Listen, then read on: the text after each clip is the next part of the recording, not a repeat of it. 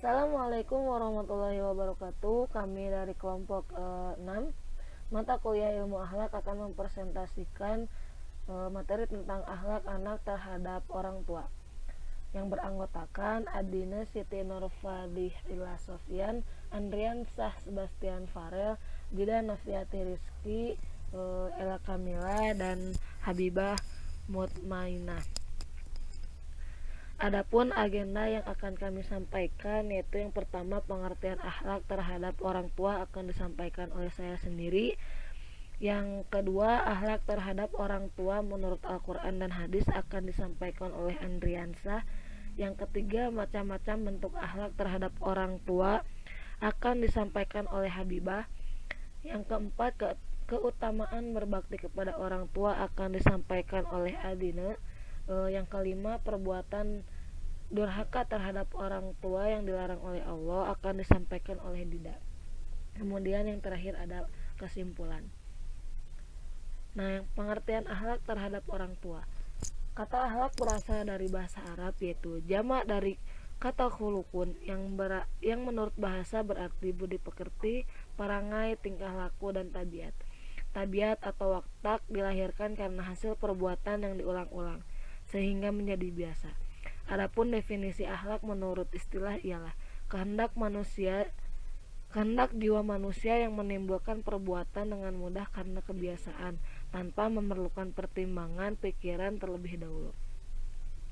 Dengan demikian dapat dikatakan bahwa akhlak kepada orang tua adalah jiwa manusia yang menimbulkan perbuatan baik karena kebiasaan tanpa pemikiran dan pertimbangan, sehingga menjadi kepribadian yang kuat di dalam jiwa seseorang untuk selalu berbuat baik kepada orang yang telah mengasuh mulai dari dalam kandungan hingga sampai dewasa. Adapun bentuk akhlak terhadap orang tua adalah sebagai berikut, seperti menyayanginya, mencintainya, menghormatinya, mematuhinya, dan merendahkan diri padanya serta sopan santun kepadanya. Akhlak terhadap orang tua menurut Al-Quran dan hadis. Quran Surat Al-Isra ayat 23. A'udzu billahi minasyaitonir rajim. Bismillahirrahmanirrahim. Wa qada rabbuka alla ta'budu illa iyyahu wa bil walidain ihsana. Imma yablughanna indakal kibara ahaduhuma au kilahuma fala taqul lahuma uffiw wala tanharhuma wa qul lahuma qawlan karima, yang artinya, dan Tuhanmu telah memerintahkan agar kamu jangan menyembah selain Dia, dan hendaklah berbuat baik kepada ibu dan bapa. Jika salah seorang di antara keduanya atau kedua-duanya sampai berusia lanjut dalam pemeliharaanmu, maka sekali-kali janganlah engkau mengatakan kepada keduanya perkataan dan janganlah engkau membentak keduanya, dan ucapkanlah kepada keduanya perkataan yang baik. Lalu selanjutnya menurut hadis, qala Nabi sallallahu alaihi wasallam, ridho Rabbi fi ridol walid wa sakhatullahi fi sakhatil walid. Nabi sallallahu alaihi wasallam bersabda, ridho Tuhan itu ada di dalam ridho orang tua, dan ketidakridhoan Allah itu ada di dalam ketidakridhoan orang tua. Hadis ini diriwayatkan oleh Imam Al-Hakim dan Imam At-Tirmizi dari sahabat Abdullah bin Amr radhiyallahu an. Selanjutnya, saya akan menjelaskan mengenai macam-macam bentuk akhlak terhadap orang tua, yang terbagi menjadi dua macam, yaitu akhlak terhadap orang tua yang masih hidup dan akhlak terhadap orang tua yang sudah meninggal. Akhlak terhadap orang tua yang masih hidup antara lain, yang pertama, mentaati mereka selama tidak mendurhakai Allah. Mentaati kedua orang tua hukumnya wajib atas setiap muslim. Tidak diperbolehkan sedikit pun mendurhakai mereka, kecuali apabila mereka menyuruh untuk menyekutukan Allah. Yang kedua, berbicara dengan baik, merendahkan diri dan mendoakannya. Setiap anak harus berkata baik kepada orang tua dalam bentuk ucapan maupun perbuatan, serta merendahkan diri kepadanya dan mendoakan keduanya. Orang tua, terutama ibu, telah begitu besar jasanya terhadap anak, mulai dari mengandung, melahirkan, hingga mendidik dan membesarkan dengan susah payah. Karena itu, setiap anak wajib berlaku sebaik mungkin terhadap orang tuanya dan tahu rasa berterima kasih kepada mereka.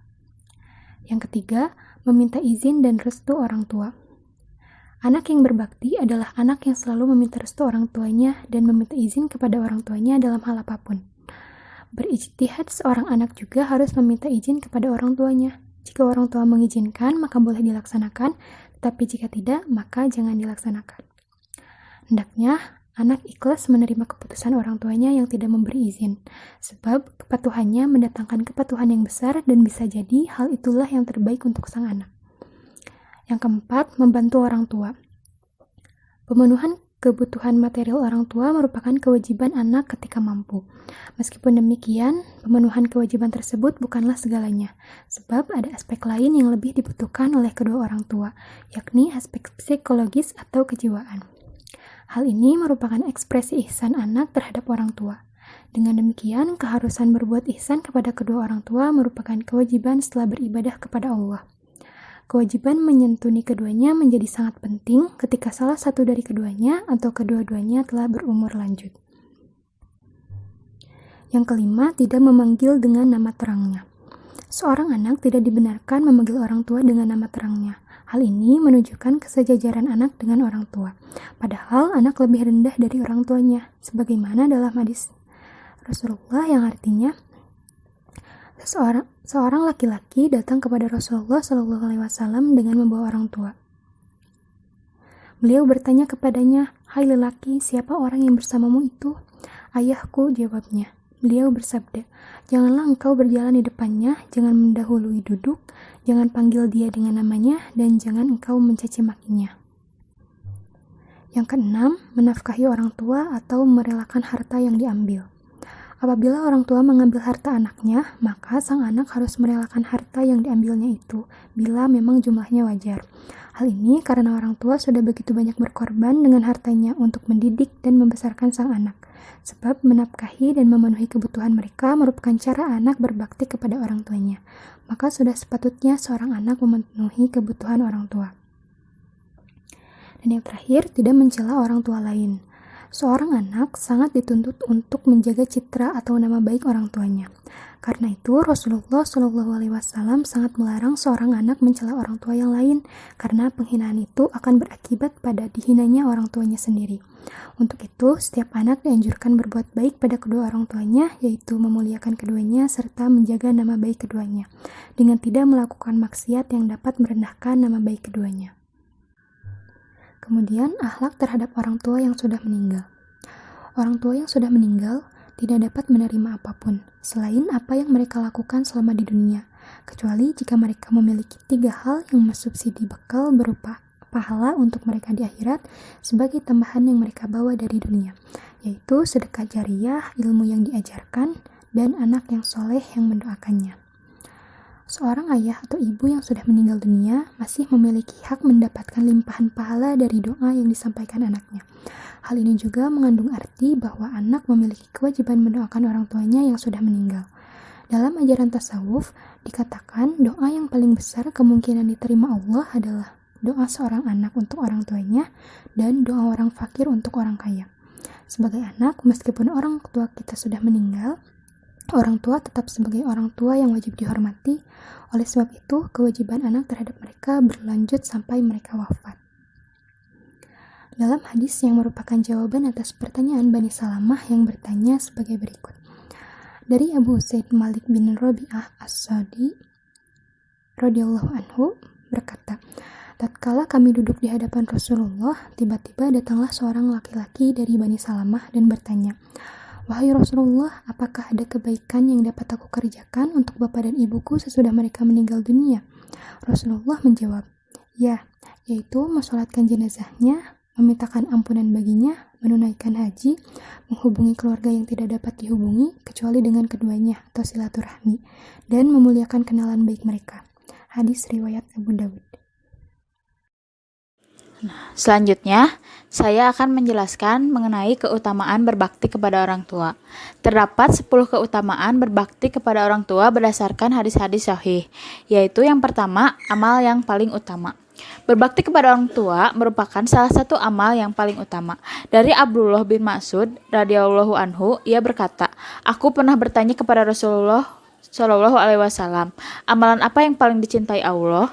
Beliau menjawab, "Salat pada waktunya." Aku melanjutkan, "Kemudian apa?" Beliau menjawab, "Berbakti kepada orang tua." Lalu aku bertanya lagi, "Kemudian apa?" Beliau menjawab, "Berjihad di jalan Allah."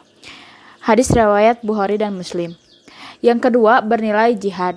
Berbakti kepada orang tua senilai dengan jihad fisabilillah, sehingga pada beberapa hadis beliau menganjurkan orang yang akan berjihad untuk berbakti kepada orang tua terlebih dahulu. Yang ketiga, berpahala hijrah. Berbakti kepada orang tua juga bernilai hijrah. Ada seseorang yang berniat berhijrah ke Madinah, lalu Rasulullah memerintahkannya untuk tetap di negerinya dalam rangka berbakti kepada orang tuanya. Yang keempat, surga di bawah telapak kaki ibu. Ungkapan surga berada di bawah kaki ibu merupakan ungkapan yang bersumber dari hadis dan menunjukkan betapa luar biasanya keutamaan berbakti kepada ibu.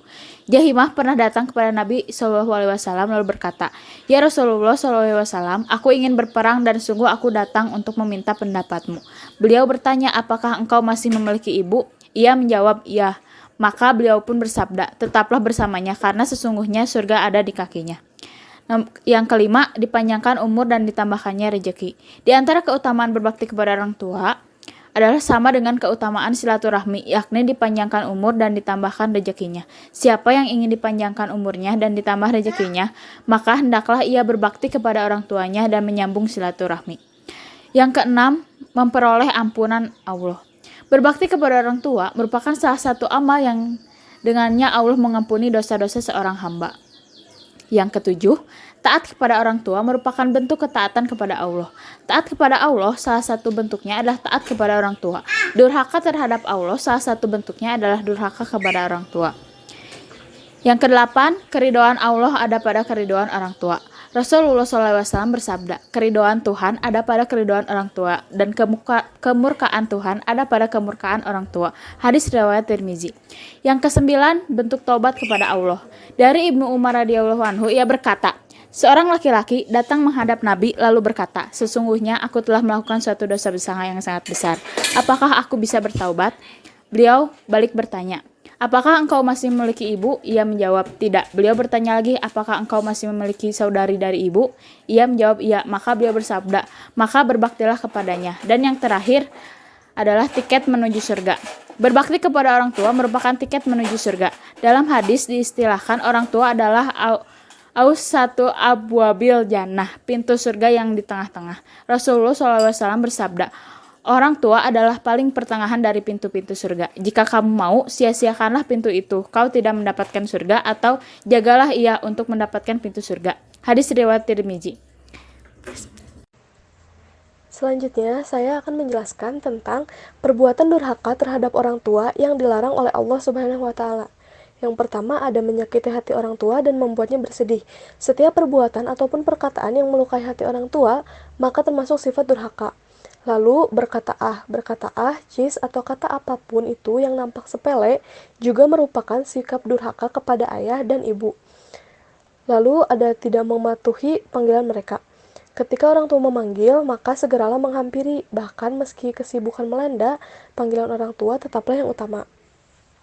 Lalu, pelit kepada orang tua. Sikap durhaka lainnya yakni enggan mengurus orang tua dan pelit memberikan sesuatu kepada mereka.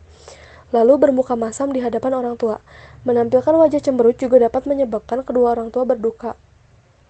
Selanjutnya, menyuruh orang tua. Seharusnya orang tualah yang menyuruh anak, bukan sebaliknya, karena itulah termasuk perbuatan durhaka, yakni memerintah atau menyuruh orang tua meski untuk perkara sepele seperti menyiapkan makanan. Selanjutnya, menjelekan keduanya. Menyebutkan kejelekan kedua orang tua kepada orang lain, baik kerabat ataupun sahabat, juga termasuk sifat durhaka. Lalu, malu terhadap ayah ibu, yakni merasa malu mengakui orang tua, malu keberadaan mereka, baik karena orang tua miskin atau berpendidikan rendah atau apapun alasannya. Lalu ada menelantarkan orang tua. Merawat orang tua yang telah usia lanjut memang tidak mudah, namun itu kewajiban sekaligus kesempatan anak untuk meraih surga. Yang terakhir, lebih menuruti istri daripada orang tua. Bagi pria, menuruti perkataan orang tua seharusnya jauh lebih utama daripada mendengar ucapan istri. Dapat disimpulkan bahwa setiap seorang muslim yang baik, kita tentu tahu bahwa akhlak terhadap orang tua merupakan sesuatu hal yang penting. Maka dari itu, hendaklah kita selalu berbakti kepada orang tua, melakukan apa yang diperintahkan oleh orang tua, dan pantang untuk membangkang kepada keduanya. Menjaga akhlak kepada orang tua dapat dilakukan dengan berbagai cara.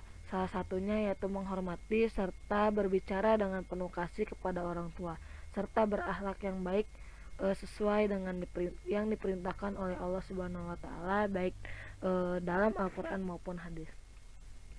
Terima kasih atas segala perhatiannya. Kurang lebihnya mohon maaf. Wallahu muwaffiq ila aqwamit thoriq. Wassalamualaikum warahmatullahi wabarakatuh.